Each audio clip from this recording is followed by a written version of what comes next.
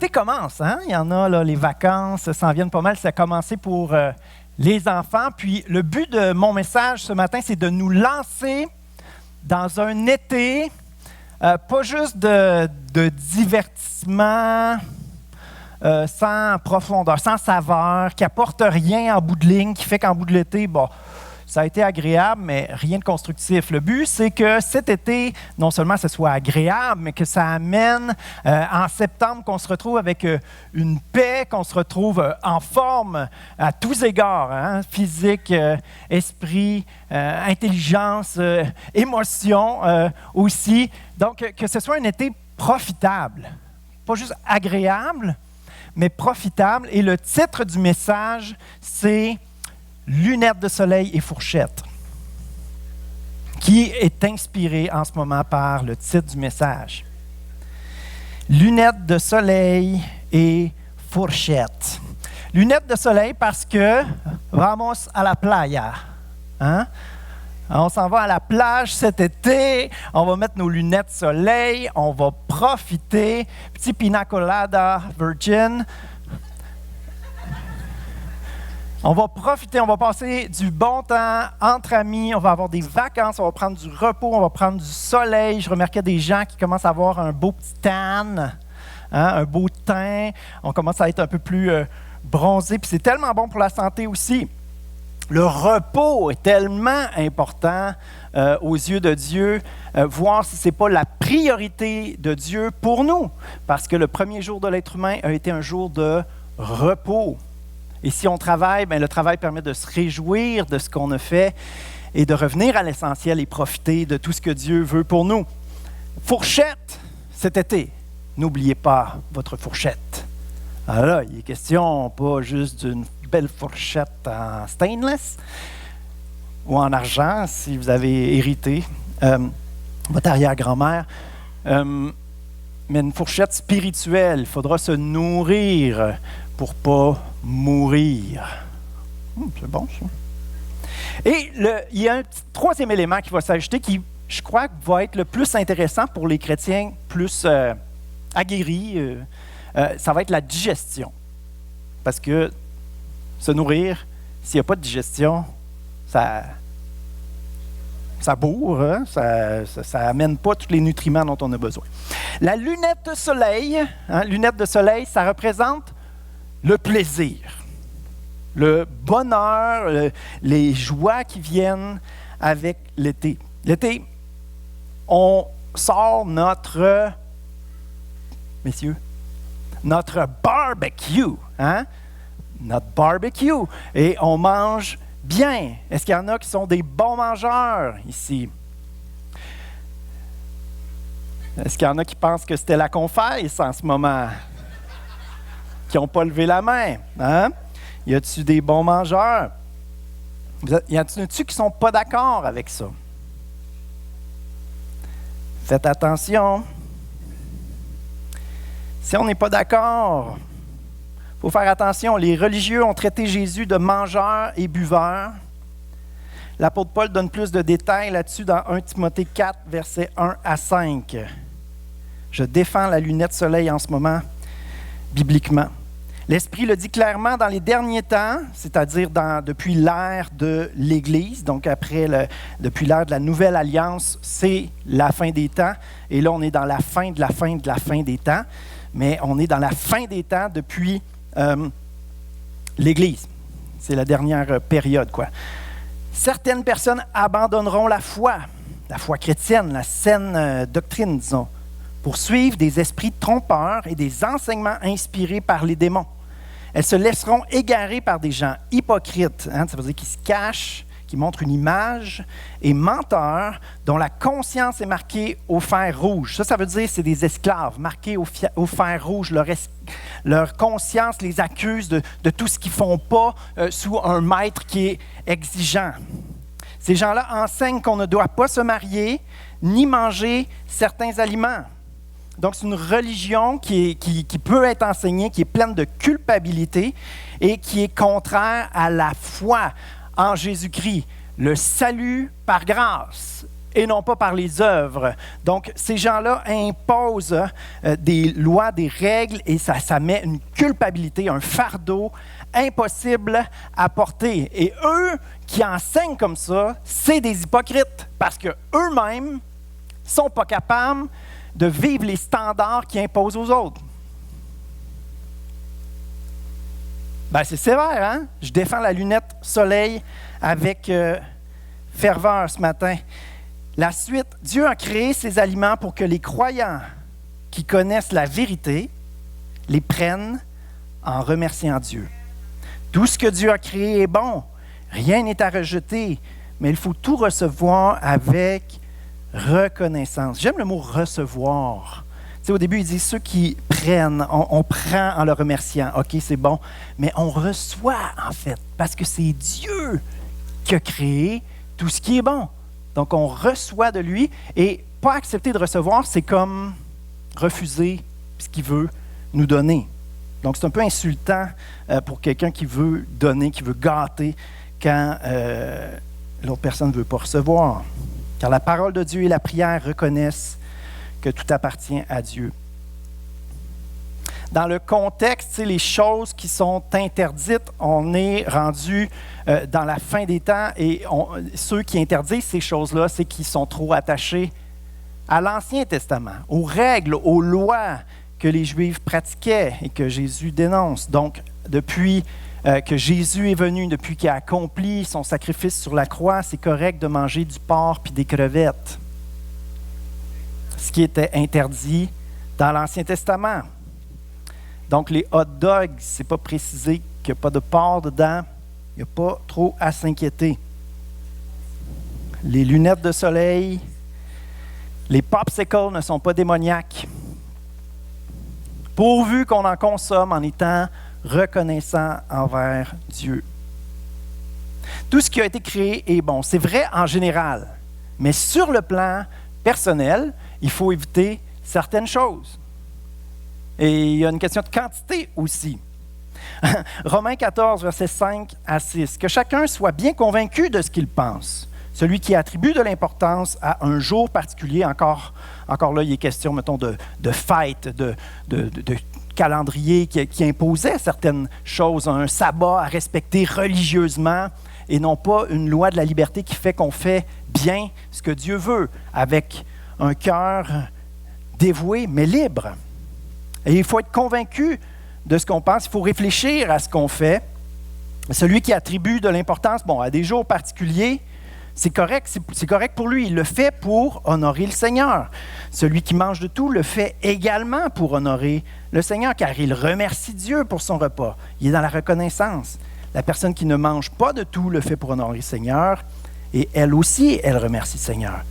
Donc, que chacun soit convaincu de ce qu'il pense et de ce qu'il pratique pour lui-même. Chacun égale individuellement. Chacun pour soi. Chacun pour soi est responsable d'en arriver à une conviction, à des décisions et de vivre en toute bonne conscience devant Dieu. Le problème, c'est quand on impose nos convictions aux autres. Si quelqu'un a décidé de s'abstenir, peu importe de quoi. On va prendre l'exemple de l'alcool. Quelqu'un décide de s'abstenir de l'alcool. C'est un péché de lui dire, ben voyons donc, tout ce qu'a créé Dieu est bon, pourquoi t'en prends pas? Non. Il a été alcoolique dans le passé. Son père est alcoolique, son grand-père est alcoolique. Lui, il a décidé, on va mettre la croix là-dessus. J'ai été libéré, puis c'est terminé dans ma généalogie, l'alcoolisme.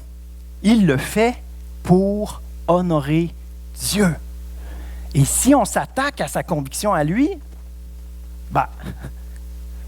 on peut le faire chuter, on le remet en question inutilement. C'est des débats complètement inutiles, stupides, superficiels.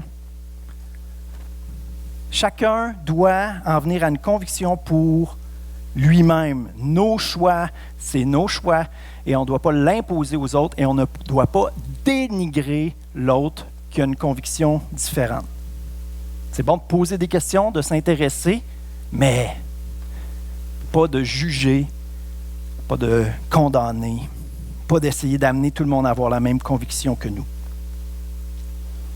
Donc, la lunette soleil, c'est bien. La fourchette maintenant. Il est écrit, l'homme ne se nourrit pas de hot dog seulement. L'homme ne se nourrira pas de pain, mais j'ai dit la saucisse tantôt, de pain seulement, mais de toute parole qui sort de la bouche de Dieu. Hein? Donc ici, Jésus parle qu'on n'a pas seulement besoin de nourriture physique, hein, bien que ce soit essentiel, un jeûne prolongé devient très dangereux, mais l'être humain a besoin surtout, il le met au premier plan, de nourriture spirituelle. C'est l'essentiel. Ce qui est le plus important pour Dieu. Tout est important pour Dieu, dans qui on est, notre intelligence, notre corps et tout ça. Tout est important. Mais ce qui est le plus important, c'est ce qui se passe à l'intérieur de l'être humain. Ce qu'il vit à l'intérieur. Dans ses pensées, dans son âme, surtout en bout de ligne dans son esprit, sa volonté, ce qu'il désire au plus profond de lui-même. Jésus va dire aussi, on vient de lire dans Matthieu, on prend aussi dans Matthieu quelques passages. Jésus appela la foule et leur dit, « Écoutez et comprenez bien. Ce n'est pas ce qui entre dans la bouche d'une personne qui la rend impure, mais ce qui sort de sa bouche. Voilà ce qui la rend impur. » Donc, il parle des paroles. Matthieu 12, verset 34, « La bouche exprime ce dont le cœur est plein. » Encore une fois, les paroles, l'humour n'est pas démoniaque. ce qui est dans le sens que ce que la bouche parle, les paroles, ce qui est important, c'est ce qu'il y a dans le cœur. OK? Donc, il y a toujours une question de priorité, il y a toujours une question de ce qui est le plus important pour Dieu, ce qui est essentiel. Et avec un cœur qui cultive la joie, l'humour a sa place. Jésus répond parfois de façon cynique, de façon humoristique, surtout quand les gens posent des questions niaiseuses. Quand les gens ont des mauvais motifs dans leurs questions, Jésus, c'est un expert pour les revirer. Leur dire, franchement, t'es pas là pantoute. Jésus ramène à l'essentiel. Et Jésus était libre de communiquer tantôt d'une manière, tantôt d'une autre, mais son cœur était toujours droit. Amen? Parce que si la lunette soleil est bonne, si avoir du plaisir est bon, bien, ce dont la bouche parle ne va pas toujours être à citer des versets bibliques. Hein? On vit comme tout le monde, on travaille, on va à la pharmacie, à l'épicerie. Et à travers tout ça, oui, il y a des choses qui rentrent dans notre âme, dans notre esprit, mais on va le voir tout à l'heure avec la digestion. Ce qui est vraiment important, ce sur quoi on doit être vigilant, c'est ce qui rentre dans notre cœur. Et on va voir qu'il y a un filtre qui est là entre les deux. L'aspect de la consommation, ce qui entre dans la bouche, c'est une chose. La bouche, c'est quelque chose d'essentiel, on doit manger, mais tous les sens sont inclus là-dedans. On n'est pas aveugle, donc on voit des choses, on n'est pas sourd, on entend des choses. Et on consomme de la nourriture, mais on consomme toutes sortes de choses. Particulièrement on appelle la société une société de consommation. On consomme beaucoup de choses. Il y a beaucoup de choses que le fait d'acheter, ça veut dire qu'on désire cette chose-là. Hein? Et quand on achète beaucoup, c'est qu'on désire beaucoup de choses. Et là, à un moment donné, ça vient qu'on peut appeler ça de la convoitise. On convoite plein de choses, on consomme plein de choses. Donc, il y a l'aspect de la nourriture, mais on consomme du divertissement. On consomme plein de produits dont on a besoin, plus ou moins, dépendamment des choses, dépendamment de notre vie, dépendamment de ce qu'on a à faire et tout ça. C'est sûr que l'aspect de la quantité est quand même très, très, très important parce que tout ce qui est bon, pourvu qu'on le prenne avec reconnaissance. Donc, mettons qu'on prend quelque chose de très bien. Je prends... mettons, je suis un ado, puis là, je dis avec mes amis, on se dit, on fait un concours de celui qui boit le plus d'eau. C'est bon de l'eau, hein? Fait que là, le concours, il est parti. Fait que là, 1 verre, 2 verres, 3 verres, 10 verres. Puis là, finalement, ton estomac éclate, puis tu meurs. C'est un scénario impossible, mais c'est juste le pousser à l'extrême. Si on pousse à l'extrême, c'est pas vrai qu'on est en mode reconnaissance pour le 10e verre d'eau qu'on a pris. Hein? Fait que, quand on garde Dieu dans nos pensées, quand on est dans la reconnaissance, ça vient doser un petit peu. Ça vient mettre certaines limites. L'intelligence est impliquée là-dedans, le gros bon sens est impliqué là-dedans. On réfléchit à ce qu'on fait, on agit par conviction. J'ai déjà donné cet exemple-là, mais ça fait quelques années, puis je pense qu'on est plusieurs à pouvoir s'identifier à ça. À un moment donné, Candy Crush était très, très, très populaire. Je me suis mis à jouer à Candy Crush. Et là, c'est addictif quand même, ce jeu-là. Hein? Et chacun nos faiblesses. Pour moi, c'était très addictif. Je me suis mis à jouer. C'est un peu comme Tetris, s'il y en a qui ne connaissent pas ça. Mais là, tu sais, c'est ton cellulaire, puis là, tu peux jouer. Puis là, tu as hâte d'avoir d'autres vies, puis jouer encore. Puis là, c'est venu que ça prenait trop de place. C'était trop, là, tu sais, je jouais trop. Puis là, je me rappelle un dimanche matin, c'est le temps de louange, puis là, je me mets à voir comme des bonbons qui éclatent dans ma tête. Là, je me suis dit, OK, c'est peut-être un petit peu trop. C'est que la quantité, quand bien même que c'est bon, à un moment donné, ça devient envahissant. Et qu'on le veuille ou qu'on ne le veuille pas, là, c'est vrai que ça nous tombe dans le cœur. Quand c'est devenu trop important pour nous, ça vient que ça prend trop de place. Alors, c'est vrai pour n'importe quoi. C'est vrai pour n'importe quelle passion. C'est vrai pour même les bonnes choses.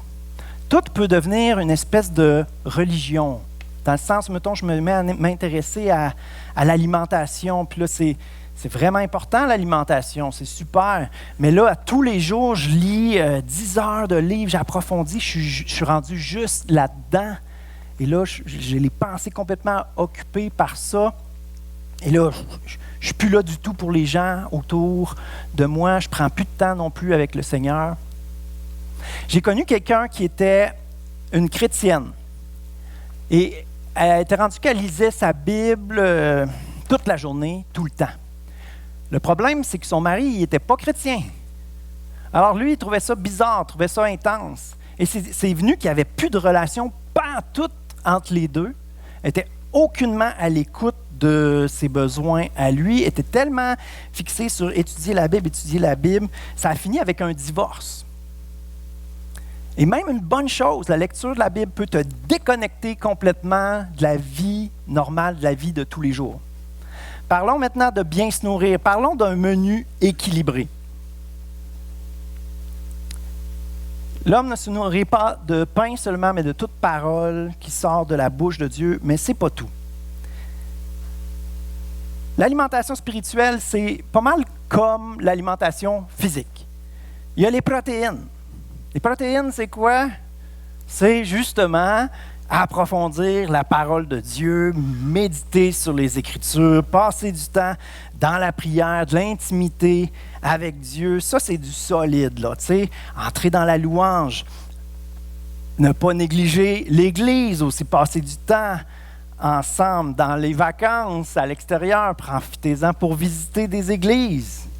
Hein? Ça, c'est du solide. Mais ce qui amène vraiment beaucoup de santé, qui est essentiel, je dirais même qu'il doit être plus présent en général dans notre vie, c'est les légumes. Depuis toujours, les nutritionnistes nous disent de manger plus de légumes que de viande, n'est-ce pas? Jean 4, 34, Jésus leur dit « Ma nourriture, c'est de faire la volonté de celui qui m'a envoyé et de terminer le travail qu'il m'a confié. » Donc, on se nourrit de tout ce qui vient de la bouche de Dieu, mais on se nourrit aussi de faire la volonté de Dieu. Écouter, lire, méditer, c'est très, très bien, très important. Mais il ne faut pas négliger l'action. La Bible, si on ne la met pas en pratique, en bout de ligne, ça ne donne rien.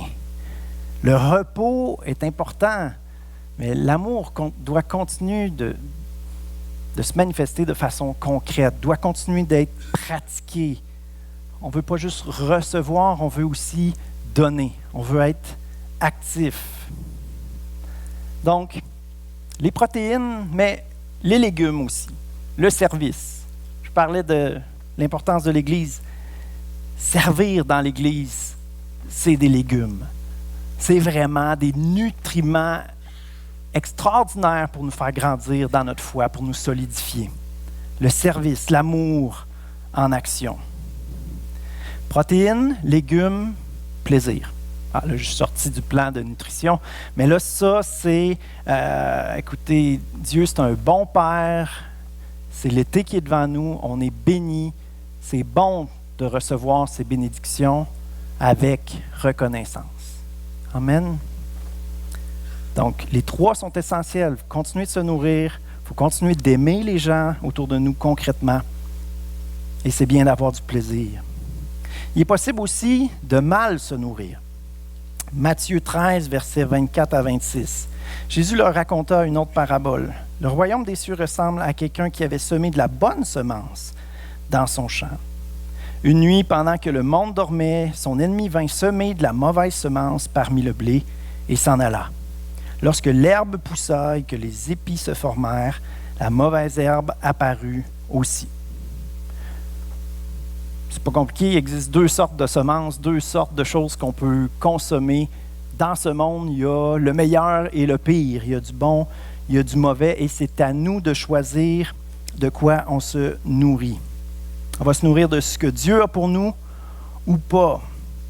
Et il y a certaines choses qu'il ne faut clairement pas prendre.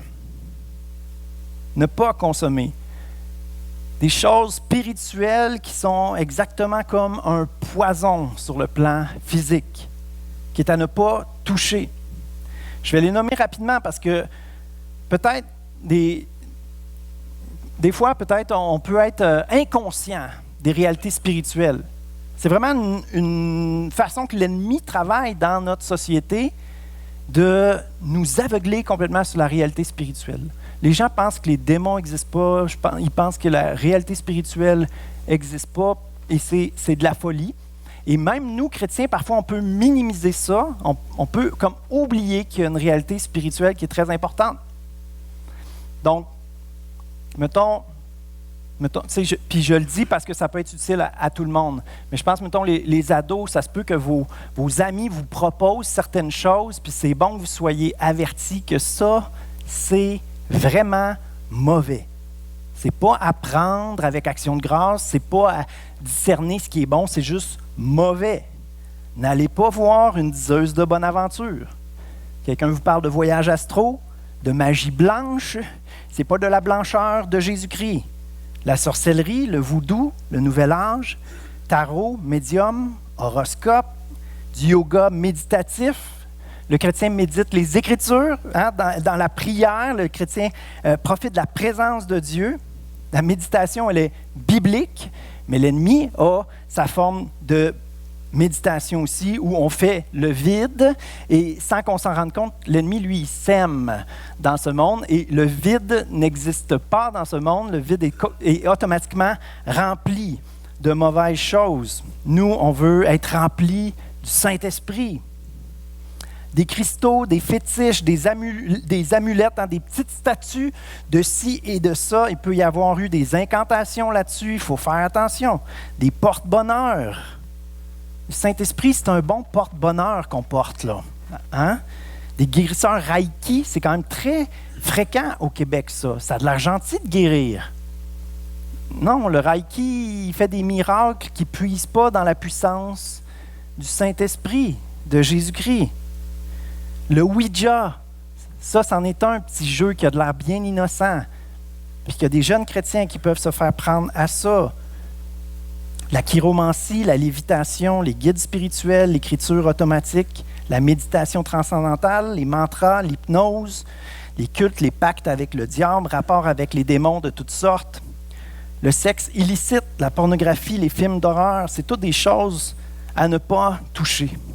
Puis si vous êtes pogné dans ce genre d'aliments spirituels, poison, s'il vous plaît, venez le signifier, puis on va vous aider, on va vous accompagner. on va avoir de la grâce pour vous. Puis Jésus, il est mort pour tous les dommages spirituels qu'il peut y avoir en dedans de nous. Quand même un chrétien a touché à ce genre de choses-là, Dieu ne tombe pas en bas de sa chaise. Jésus est beaucoup plus puissant. Le Saint-Esprit est beaucoup plus puissant que tout démon. C'est pourquoi les chrétiens, on n'a rien à craindre. Il y a des choses qui peuvent être risquées.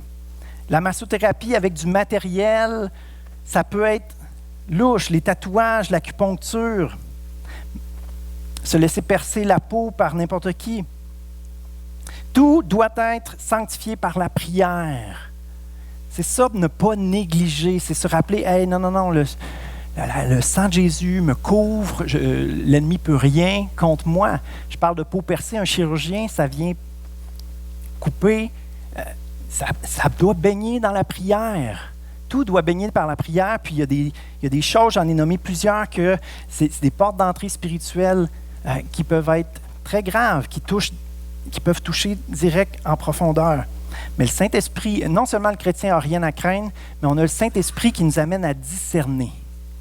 Vous entrez à quelque part pour recevoir quelque chose, acheter quelque chose, puis vous sentez quelque chose de louche, allez ailleurs. Il faut se fier à ça. On a le Saint-Esprit en dedans de nous, puis c'est ça le discernement. Si vous n'êtes pas sûr, parlez-en à un frère, une sœur dans le Seigneur, allez-y avec cette personne-là. Tantôt, il y a la question de conviction. Si vous avez un petit doute, abstenez-vous. On le dit, dans le doute, abstiens-toi pour en arriver à une conviction, puis prendre, recevoir avec, non seulement avec reconnaissance, mais avec conviction, avec la paix. Amen? C'est une liste lourde, mais c'est vraiment important, je crois, de savoir ces choses-là. Le Saint-Esprit nous rend capable de discerner.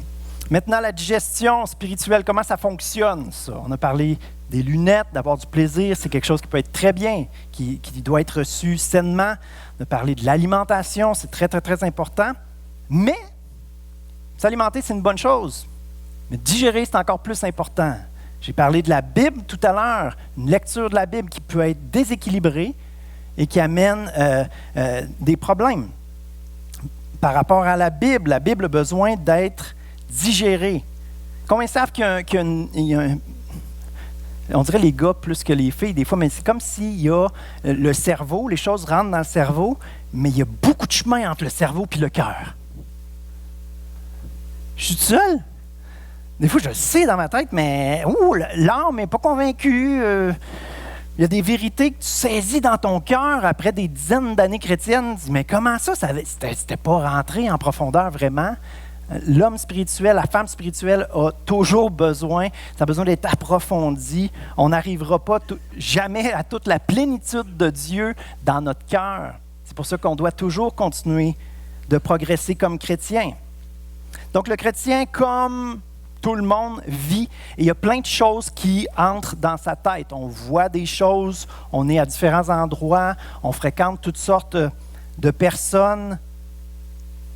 C'est sûr, cet élément-là aussi. La quantité est à surveiller si on côtoie juste des gens qui n'ont aucun intérêt pour Dieu. C'est tellement important de s'entourer de personnes qui nous inspirent, de personnes, on veut devenir comme eux. Et dans l'Église, on trouve des personnes comme ça. Mais toutes ces informations-là qui rentrent, c'est important de les digérer, processer les informations. Les informations rentrent, mais il y a une réflexion qui doit continuer. Les informations doivent être sanctifiées. Je ne sais pas si vous comprenez ce que je dis. J'essaie d'utiliser toutes sortes de mots, mais il y a un filtre qui se fait, il y a un processus. De la même façon qu'une semence va prendre du temps à pousser, c'est pareil. Une parole de la Bible, une parole de Dieu qui nous rentre dans la tête a besoin d'être processée. C'est pour ça que j'encourage tout le temps à prendre des notes. Si vous êtes touché par une phrase pendant un message, si vous ne la notez pas, vous allez l'oublier. Elle ne descendra pas dans le cœur. Il y en a qui ne sont pas concentrés quand ils prennent des notes, c'est correct. Mais quand il y a la phrase qui vous a percuté, tu fais juste noter cette phrase-là. Et c'est là qu'elle va pouvoir descendre dans le cœur. Je vous donne un exemple extrêmement pertinent, un exemple un peu niaiseux, je suis désolé. Mais souvent, ça prend des choses de la vie de tous les jours. Et quelque chose qui arrive souvent pendant l'été, on voit une belle femme passer. Qu'est-ce qu'on fait avec ça? Soit on la déshabille du regard, soit, messieurs, c'est vraiment important d'apprendre à apprécier les visages. Un visage de femme, c'est magnifique. Oui, merci Seigneur, parce que c'est une parole de sagesse, ça. Il faut trouver les faces des femmes. Je dis faces. Belles.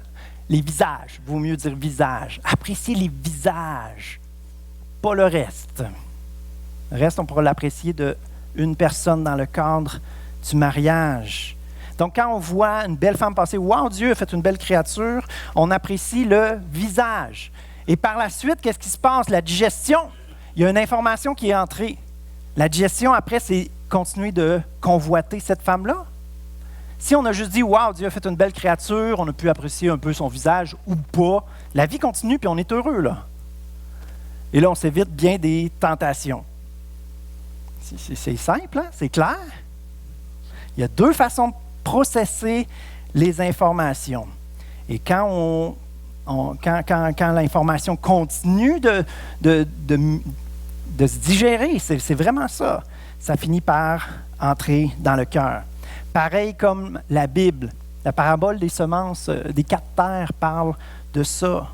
Quand ça entre dans le cerveau, ça ne tombe pas automatiquement dans le cœur. Ça rentre dans le cœur si on le désire, si on a soif spirituellement, si on désire recevoir de la part de Dieu, c'est là que le chemin peut se faire. Ce n'est pas juste une question d'information qui entre dans notre tête. Dans Jean 6, versets 63-64, c'est écrit « C'est l'Esprit de Dieu qui donne la vie. L'être humain, par ses propres forces, ne peut rien faire. Les paroles que je vous ai dites, ce n'est pas juste des mots. Elles sont esprit et vie. Mais il y en a parmi vous qui ne croient pas. Et chacun d'entre nous, on ne croit pas parfaitement. Ces paroles sont esprit et vie et doivent être mijotées, doivent être digérées pour entrer dans le cœur. La Bible, on appelle ça la parole de Dieu, on appelle ça la parole vivante. Parce que c'est le Saint-Esprit qui l'a inspiré, super. Mais c'est le Saint-Esprit qui la dépose dans notre cœur. L'être humain, par sa réflexion, le chrétien, par sa réflexion, collabore avec Dieu, collabore avec le Saint-Esprit pour que ça lui descende dans le cœur. Je ne suis pas en train de raconter quelque chose de mystique, bizarre. C'est vraiment ça. Il faut développer ça. C'est ça l'intimité avec Dieu. Et c'est ça qui va faire que non seulement on va profiter de l'été, on va être heureux cet été, mais on va en sortir grandi, plus solide. Il faut profiter du temps qu'on a, de la liberté qu'on a pour recevoir de la part de Dieu, pour grandir avec le Seigneur. Je veux rappeler cette enzyme digestive essentielle qu'on a lue dans 1 Timothée 4,4. Dieu a créé toutes choses pour que les croyants qui connaissent la vérité les prennent en le remerciant. Tout ce que Dieu a créé est bon. Rien n'est à rejeter, mais il faut le prendre avec reconnaissance. C'est une enzyme essentielle. Cet été, n'oublie pas ta fourchette. N'oublie pas ta fourchette. J'ai déjà fait un voyage de 3 mois où je me suis demandé en faisant mes valises, je mets-tu ma Bible dedans ou pas? Et à ce moment-là, j'avais 19 ans et je ne l'ai pas mis dans ma valise. Je ne vous le recommande pas. Mon voyage, comme de fait, ne s'est pas très bien passé. Pas parce que c'est magique, mais parce que dans mon cœur, il n'y en avait pas de soif, il n'y en avait pas de désir. Même, j'étais comme moi, je vais tester c'est quoi la vie sans m'intéresser à Dieu. Je ne vous le recommande pas. Cet été, oublie pas ta fourchette. J'espère, cette phrase-là, quand même, on ne peut pas l'oublier, hein? Cet été, n'oublie pas ta fourchette. On ne veut pas un été follement divertissant, mais un peu destructeur où on n'a rien retiré en bout de ligne. On veut vivre du bonheur, mais que l'été soit profitable, constructif. On va arriver en septembre plus en paix, plus heureux. Mais il y a des choix à faire, il y a des priorités à mettre aux bonnes places. Et surtout, il y a une digestion qui doit continuer. Digestion spirituelle pour que les bonnes choses puissent nous tomber dans le cœur. C'est un processus actif avec Dieu et tout ça se vit avec reconnaissance. Amen. Seigneur, je veux te remercier pour l'été qui est devant nous. Je veux te remercier pour les belles journées ensoleillées. Je veux te remercier pour l'abondance dans laquelle on vit. Je veux te remercier pour les plages qu'il y a dans la région, les activités, je ne veux pas faire de pub, Seigneur, mais il y a tellement de belles choses à découvrir. Merci pour les belles relations. Merci pour l'Église, Seigneur. Merci pour nos familles. Merci pour tout, Seigneur. Et on veut profiter de ces choses-là avec action de grâce. Seigneur, à travers tout ça, dirige-nous. Parce qu'on ne veut pas juste recevoir, mais on veut être actif dans notre foi. Qu'on aille voir les gens pour les bénir et qu'on aille voir des gens qui ne sont pas nécessairement nos meilleurs amis, mais des gens qu'on sait qui ont besoin ou juste des gens avec qui on veut connecter. Moi, je te prie pour une église, Seigneur, où on apprend à se connaître les uns les autres davantage, qu'on puisse profiter de l'été pour s'inviter les uns les autres, pour que notre foi soit active. Oui, viens équilibrer, Seigneur, notre régime alimentaire, spirituel.